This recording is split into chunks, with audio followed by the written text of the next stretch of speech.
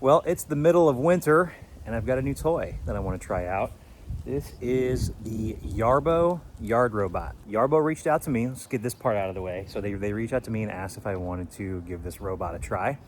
I've been actually seeing these quite a bit advertised on social media. I've been very interested.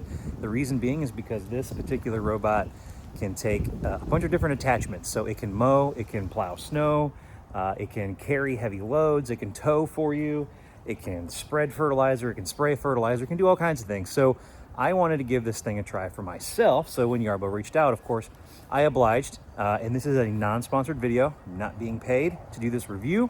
I was really interested in this and I jumped at the opportunity when they reached out. So I'm going to talk a little bit about setup. I've got mine set up today. So I want to show you a few things about setting up robot mowers. I've set up several in the past and I'll tell you how this one differs from that and give you some tips. And then we're going to get this thing set up because I've got some snow coming in the next few days. So I want to get this ready to go for when that snow finally comes, and we'll give this one a try. So when my Yarbo arrived, it came in several boxes. You have the Yarbo base, comes in its own box. And then you have, of course, this is a system that runs on an RTK. So it's a satellite version. There's no boundary wires.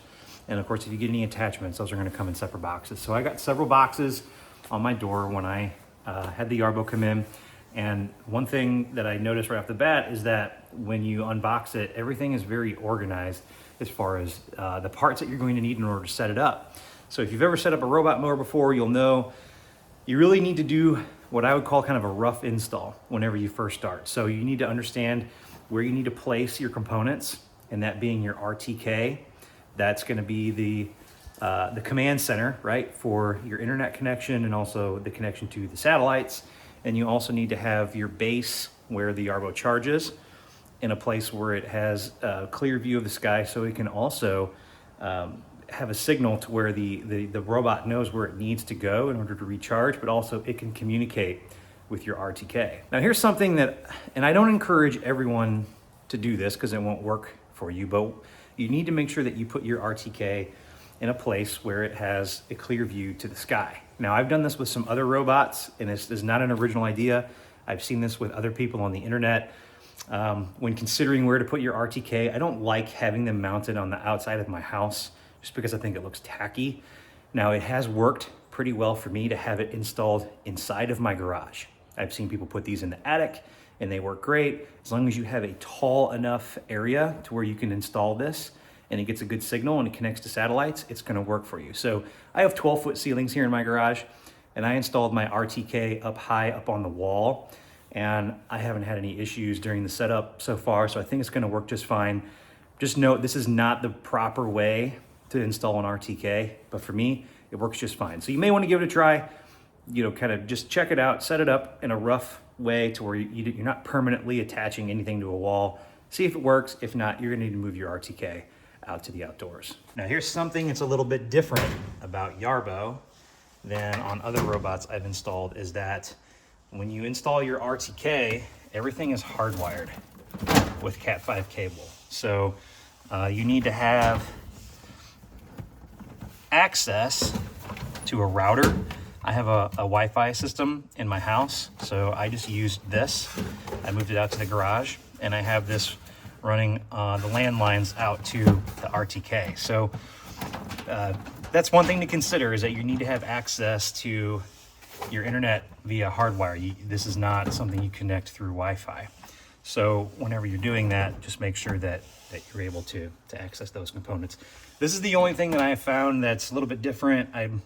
I wish that there was a way to connect your RTK straight through Wi-Fi and not have to hardwire it.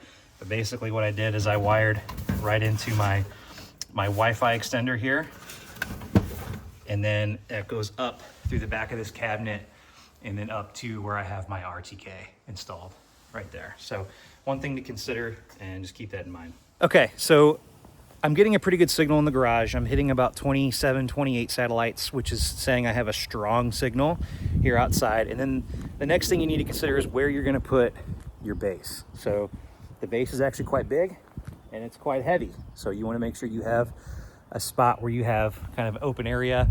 Now this might be an issue In the spring and the summer, when the leaves start to come back on the trees, leaves tend to mess with the satellite signals, but I'm getting a good signal from the base right here, so I'm going to go ahead and install that. So like I mentioned before, I just want to kind of point this out. Everything that you need to install with your Yarbo, everything has labels right on the backs. So there's no question about what parts go where. And in case you have no tools, right, and you want to install this yourself and you're somebody that you have nothing to work with, Yarbo gives you every single tool, even ratchets, that you need in order to install this. So every Allen key, every ratchet, every piece of hardware you need, nothing is assumed that the homeowner has everything you need in order to install it.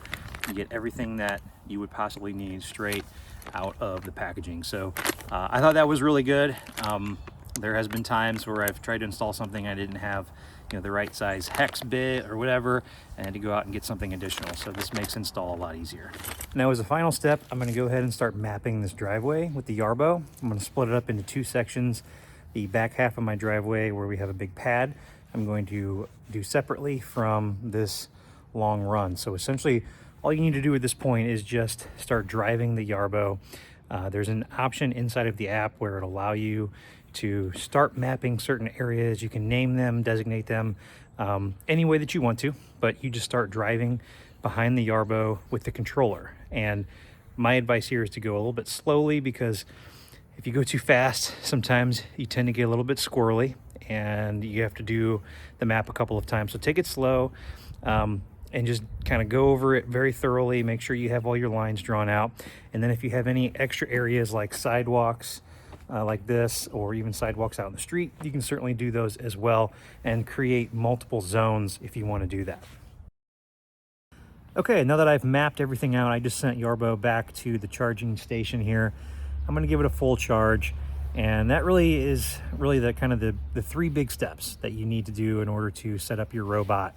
Is you need to set the map area for where you want it to operate, and then you also want to make sure that you have your charging base in a suitable location where it gets a good GPS signal, and then also your RTK station, make sure that that has a good signal. As long as you take care of all of those things correctly, you shouldn't have too many issues with your robot. I'm sure some things will come up. In my testing in a few different robot models I've tried over the past few years, there tends to be bugs and quirks every now and then, but nothing that's really too crazy or that support can't help you with. So essentially at this point, I'm going to go ahead and just kind of test it out. I'm going to give it just a kind of a mock run here in the area that I'm going to have it clear snow in. See how it does, make sure it doesn't lose connection anywhere, and then we'll be ready to go for when the snow comes here in a couple days.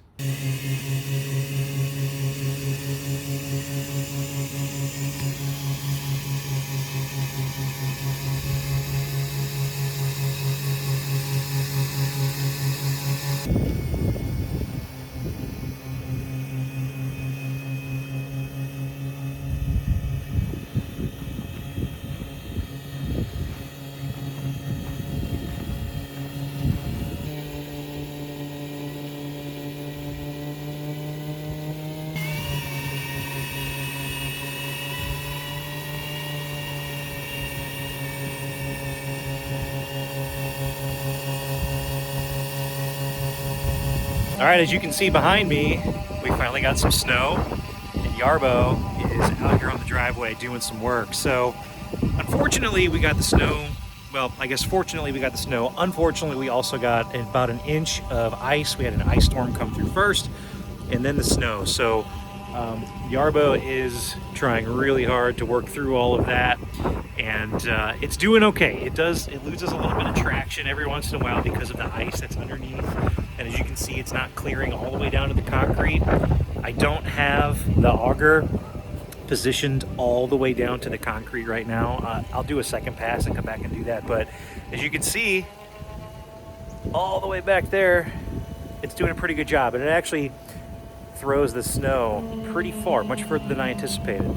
So I'm gonna go get a few more shots and show you, but right now it's doing pretty good. So the Yarbo S1 model comes with a 2-stage snow blowing kit on it, and it also comes with studded tracks. So I've got the studded tracks installed on the snow blower, and as you can see, it's doing pretty well. Now my driveway is a little bit older. And so one of the features of the snow blower is that if it feels where it's hit, maybe you have a toe kicker on one of the slabs of your concrete, if it can't quite move, the Yarbo will raise the auger up just a little bit and it'll begin to move forward, and it'll come back and try and do that again. So anytime it gets stuck, it does a pretty good job of getting itself out. What I've noticed here with the ice though is just the traction is just not great in a lot of areas, and it kind of struggles a little bit, but it eventually will get itself out. There was a couple of times I had to manually go out and move the Yarbo myself, but for the most part, it's doing a pretty good job.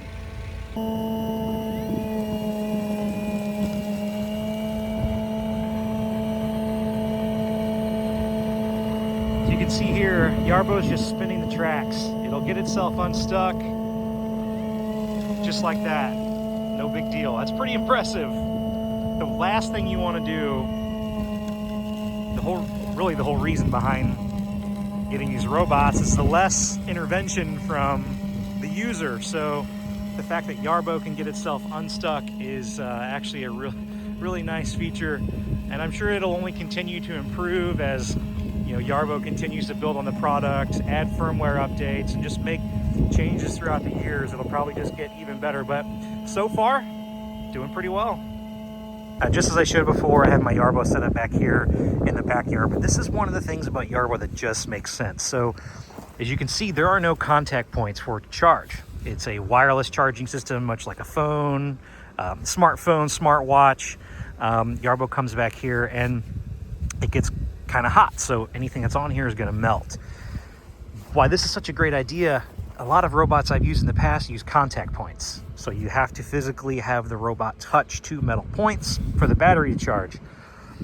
But because Yarbo is so big and it has debris, it actually comes up and it blows the snow off of the charging pad and then backs itself in to sit here and charge. So you don't have to rely on the robot actually touching contact points. It's just got to be somewhere over the center of this charging dock for it to go ahead and charge up, which I think is great. It just makes sense to me that they would use a wireless system versus using a contact system, especially if you're plowing snow, because there might be snow on here and, well, Yarbo clears it off and then it goes ahead and charges itself. So that's one of the things that I really like on the tech with Yarbo is the wireless charging in place of the contact charging that you see on other robots. So one of the things that I think is important to understand too when you're using robots like the Yarbo Yard Robot is that there are limitations to these robots, and really just setting yourself up for success is really a key to making sure that you're getting the most out of it and that you're not as frustrated with using it. So the first few times you use it, learn the limitations, that there's certain tight spaces where the robot's not going to be able to go very well, or maybe has a hard time turning around. You'll find those situations like I had with ice, where you need to come out and clear ahead of time as it's coming down to make sure that you clear it out without getting it stuck. And then understanding where you can go with it, right? So some limitations can be your Wi-Fi signal, GPS. If you have a lot of trees like I do, sometimes that can kind of mess with the GPS signal. So set yourself up for success ahead of time.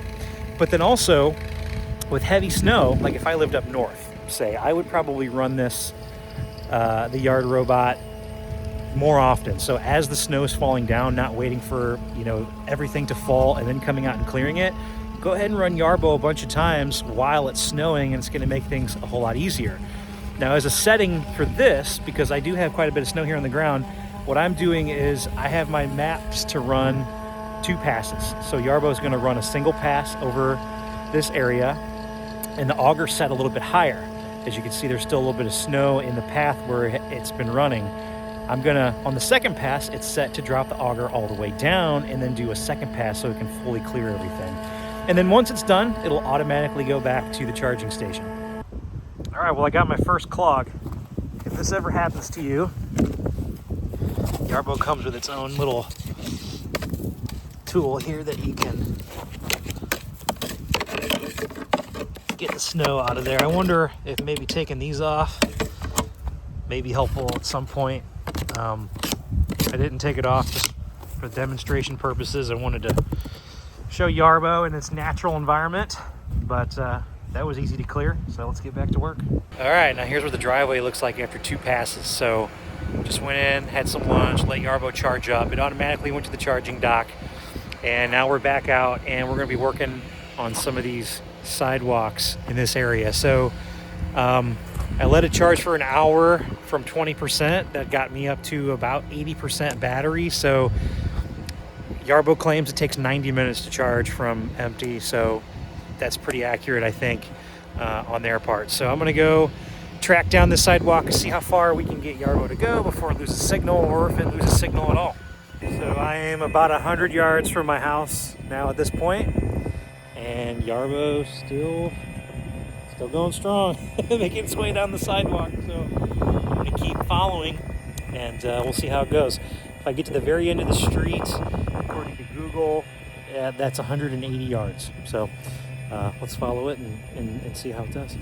This area right down here at the very bottom of the sidewalk, 180 yards that way is my house, and Yarbo is headed back to go. Oh. Looks like it lost traction there for a second, but it recovered. But all in all, this is pretty cool. The range on this thing is incredible. Is it perfect?